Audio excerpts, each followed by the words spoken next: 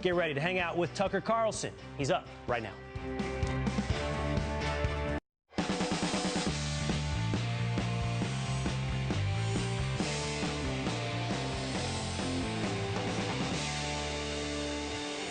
Good evening and welcome to Tucker Carlson Tonight. Happy Thursday. Nobody seems to remember this, but it was just a few months ago that Joe Biden gave the so-called intel community a vital new mission.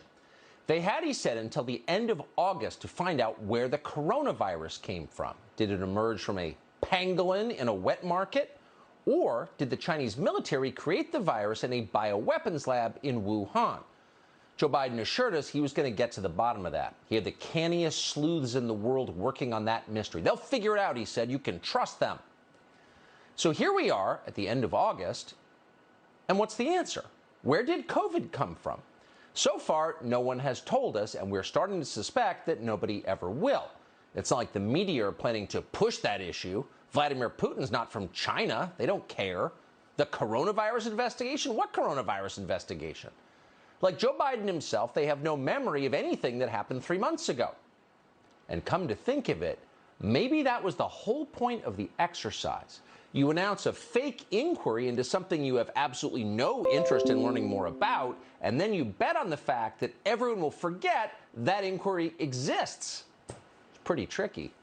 Maybe that's the real purpose of the intel agencies, actually. Not to gather intelligence, but to provide political cover to the politicians who control them. Oh, that's a good question, Wolf. I'll have the CIA look into it and get back to you. Right. Just stay on the line. This call may be monitored for quality assurance. It sounds cynical, we know, but it is striking when you think about it just how often politicians invoke the intel community when they're lying to you. Here was Joe Biden just last month. Your own intelligence community has assessed that the Afghan government will likely collapse. That is not true. Can you please clarify what they have told you about whether that will happen or not? That is not true. They did not reach that conclusion. So the intel agencies never said the Taliban would sweep into Kabul. That's what Joe Biden claimed. Do you believe him? You probably don't. The intel world may be partisan and deceitful, it certainly is, but we're betting they're not completely stupid. Obviously, they knew the Afghan government could collapse. They must have told Joe Biden that, or at least the people around Joe Biden. Can we prove that they told him? No, we can't prove it. And that's the beauty of using the intel agencies for cover. You get to make any claim you want to make, and no one can prove you're lying because the truth is highly classified. Maybe you're starting to understand why no one ever defunds the CIA. They're too useful. So that was from July, the clip that we just played. At the time, Biden told us the intel community, quote, did not reach the conclusion that the Afghan government would fall to the Taliban. Well, now it's August, and the Afghan government has indeed fallen to the Taliban. That's not our assessment, as they say in Washington. It actually happened, as you know. The Afghan troops threw down their rifles. The president ran away. There's a black Taliban flag hanging over the Capitol. So how did this all happen? And more to the point, how did our extravagantly funded intelligence agencies not know it was going to happen? Well, actually, they did know, sort of. That's Joe Biden's new position. He explained it yesterday on ABC News. Watch. Back in July, you said a Taliban takeover was highly unlikely. Was the intelligence wrong, or did you downplay it? There was no consensus. You go back and look at the intelligence reports. They said that it was more likely to be sometime by the end of the year. Are you following this? In the space of a single month, the official line went from our intelligence agencies think everything is fine in Afghanistan to there was no consensus in the intelligence agencies that everything was not fine, or something like that. It's not exactly clear what Joe Biden was saying there. All we can be totally certain of is that we will never get to see the documents he was referring to. So really, anything could be true, assuming truth still exists. Pretty smart. Mark Milley, the chairman of the Joint Chiefs of Staff, is not as clever. A smarter man might have couched his lies for plausible deniability down the road, but unfortunately, Mark Milley is not that man. So here's what he claimed this week in public. There was nothing that I or anyone else saw that indicated a collapse of this Army and this government in 11 days. That was totally unequivocal. According to Mark Milley, there was zero intelligence, quote, nothing that I or anyone else saw suggesting a coming collapse in Afghanistan. So he literally had no idea what was coming because nobody told him. The people paid to keep track were not keeping track. The intel agencies failed completely. And given their budgets and power, that is shocking if you think about it for a minute. Clearly, someone should be fired, if not court-martialed. But no, says Joe Biden, that's not true. In fact, says Joe Biden, looking straight into the face of his old friend, now the anchor at ABC, no one in the entire U.S. government, and certainly not in the White House, could have done anything different or better as we withdrew from Afghanistan.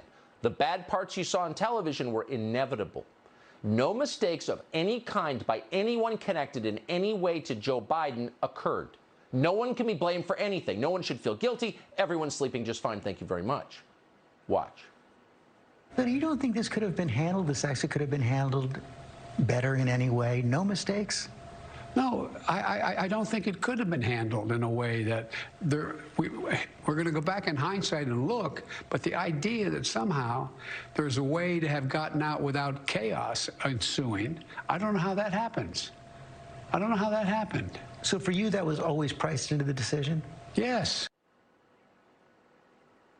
Really, Mr. President? You couldn't have handled this better in any way? Not even a tiny adjustment? No, says Joe Biden. Meanwhile, desperate people tumble from airplanes thousands of feet in the air. Many thousands of Americans remain trapped tonight in a country now controlled by the Taliban. But no problem, says the president. How do you assess a statement like that? Well, our friend Piers Morgan described it as, quote, breathtakingly arrogant and disturbingly delusional. And that sounds about right, if possibly a little understated. Watching it, you wonder, does Joe Biden understand what this moment means to the country he leads? We had to leave Afghanistan. He was right about that. It was always going to be ugly. That is true. But this ugly? This humiliating? This destructive to America's authority in the world? This damaging to our future? No. None of that was foregone. None of that was necessary. All of that was a choice that Joe Biden and his advisors made intentionally over months. They priced it in, as he just told us. They knew it was going to happen, but they did it anyway. What does that say about them? What does it tell you that they left thousands of American citizens behind when they fled and then seem markedly unconcerned about what might happen to those American citizens in Afghanistan under the Taliban? Well, it tells you an awful lot. The United States government, to restate, exists to serve its own citizens. The U.S. government exists to serve its own citizens, period. The U.S. government has no other purpose. The moment the U.S. government stops serving U.S. citizens is the moment the U.S. government becomes illegitimate. That is true. That has always been true since the day the country was founded, and it is obvious to most people who live here. Does Joe Biden understand it? Sincerely, it's possible that he doesn't. Toward the end of his interview with ABC, there was a telling exchange. That exchange was never broadcast on camera. Now, television networks edit interviews very often for time. But ABC News appears to have chosen to edit out portions that made Joe Biden edit interviews very often for time. But ABC News appears to have chosen to edit out portions that made Joe Biden look, how to put it, not presidential, incoherent, confused. We think it's worth knowing what happened, especially in a moment of national crisis. So we're going to read from the transcript that we were provided, and here it is. George Stephanopoulos. I think of a lot of Americans, even a lot of veterans who served in Afghanistan, agree with you on the big strategic picture. They believe we had to get out. But I wonder how you respond to an Army Special Forces officer, Javier McKay.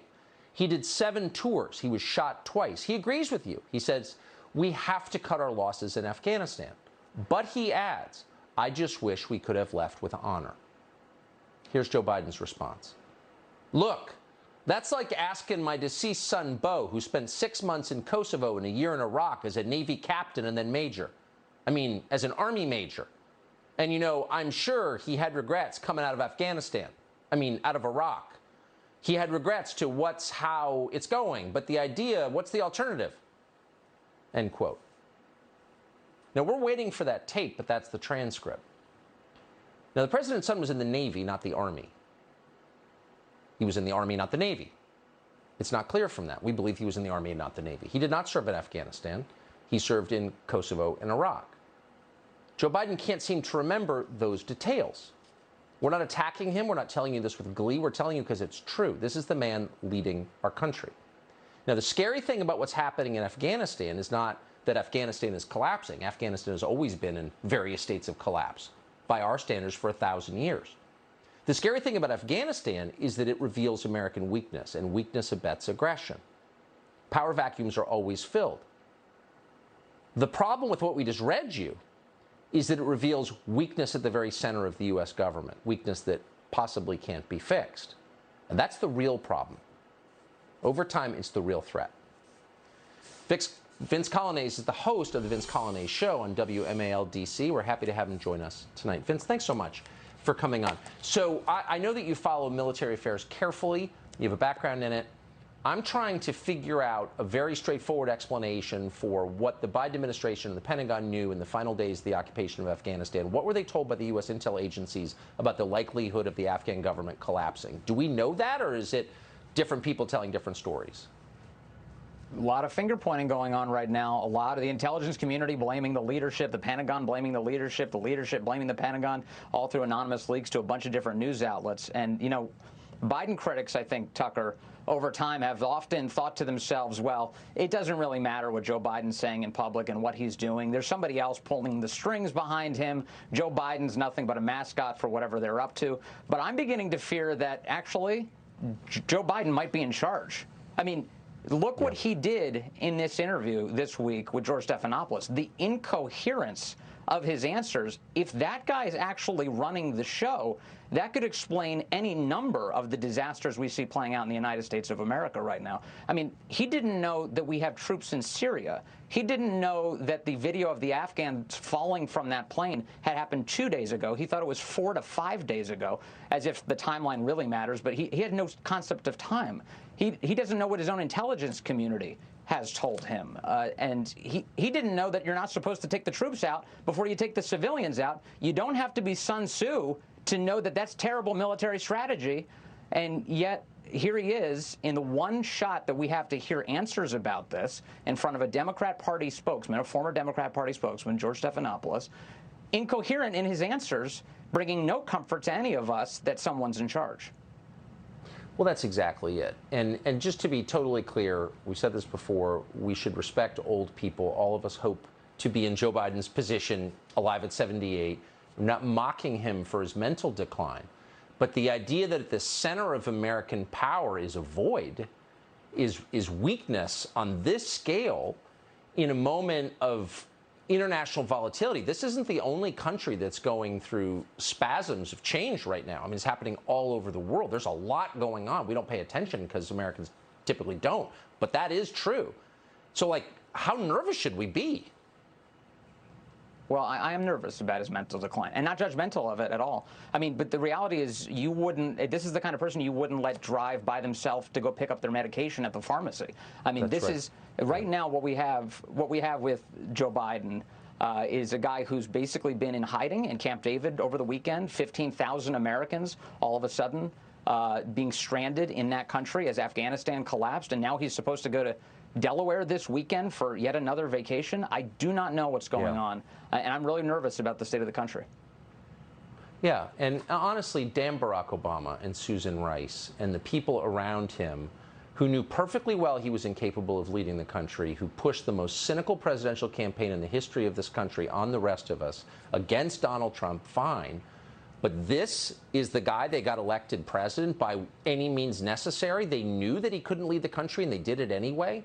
I mean, at some point, will people be held accountable for this? Nothing like this has ever happened before. And I wonder where his deputy is, right? I mean, you would think, okay, if the president can't do it, maybe his second in command could step up. But Kamala Harris has fallen off the map. She's practically in the witness protection program now. The same woman who earlier this year had said she was the last person on the room on the decision to get out of Afghanistan. She was very comfortable with their plans. Now she's completely disappeared. That's not by mistake. She's trying to stay away from this. She hopes she has a political future, and she thinks this will drag her down. Yeah, this kind of weakness invites bad things. That's just true. I'm sad to say that. Vince, I appreciate your coming on tonight. Vince Colonnese. Thanks, Tucker. So it might seem like an odd transition to go from what's happening in Afghanistan to UFOs, but if you take 3 steps back, they're on par